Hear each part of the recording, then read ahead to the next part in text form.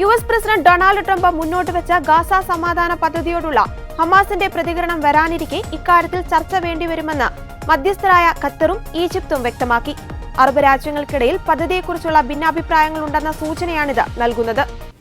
സംഘർഷം അവസാനിപ്പിക്കാനുള്ള ട്രംപിന്റെ പദ്ധതി അംഗീകരിക്കാൻ ഹമാസിനെ പ്രേരിപ്പിക്കാൻ ഖത്തറും തുർക്കിയുമായി ചേർന്ന് പ്രവർത്തിക്കുകയാണെന്നും പദ്ധതി ഹമാസ് നിരസിച്ചാൽ സംഘർഷം വ്യാപിക്കുമെന്ന് വ്യക്തമാണെന്നും ഈജിപ്ത് വിദേശകാര്യമന്ത്രി ബദർ അബ്ദലത്തി പറഞ്ഞു.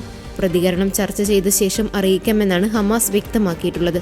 ഹമാസ് ബന്ദികളെ മോചിപ്പിക്കണം, ഗാസയിൽ അധികാരമൊഴിയുകയും ആയുധം ഉപേക്ഷിക്കുകയും വേണം, പകരം തടവിലുള്ള പാലസ്തീൻകാരെ ഇസ്രായേൽ വിട്ടയക്കും എന്നിവയാണ് പദ്ധതിയിലെ പ്രധാന വ്യവസ്ഥകൾ. 3-4 ദിവസത്തിനകം ഇവ ഹമാസ് അംഗീകരിക്കണമെന്ന് ട്രംപ് ആവശ്യപ്പെടുന്നുണ്ട്. അതിനിടെ ഗാസ സിറ്റിയിൽ ശേഷിക്കുന്ന മുഴുവൻ പാലസ്തീൻകാരും ഒഴിഞ്ഞു പോകണമെന്ന് ഇസ്രായേൽ അന്ത്യശാസനം നൽകി. ഇല്ലെങ്കിൽ അവരെ ഹമാസ് അനുഭാവികളായി കണക്കാക്കുമെന്നും അവർക്ക് നാശമായിരിക്കുമെന്നും മുന്നറിയിപ്പ് നൽകി. ഗാസ സിറ്റിയിൽ നിന്ന് പുറത്തേക്കുള്ള പ്രധാന പാത അടയ്ക്കുമെന്നും ഇസ്രായേൽ സേന അറിയിച്ചു. ട്രംപിന്റെ ഗാസ സമാധാന പദ്ധതിക്ക് പ്രധാനമന്ത്രി നരേന്ദ്രമോദിയുടേതുൾപ്പെടെ ആഗോള പിന്തുണ ലഭിച്ചെന്ന് വൈറ്റ് ഹൌസ് പറഞ്ഞു. മോദിയുടെ സമൂഹ മാധ്യമക്കുറിപ്പും വൈറ്റ് ഹൌസ് പങ്കിട്ടു. യുഎസ് പദ്ധതി ഹമാസ് അംഗീകരിക്കണമെന്ന് ലിയോ 14 മാർപ്പാപ്പ അഭ്യർത്ഥിച്ചു.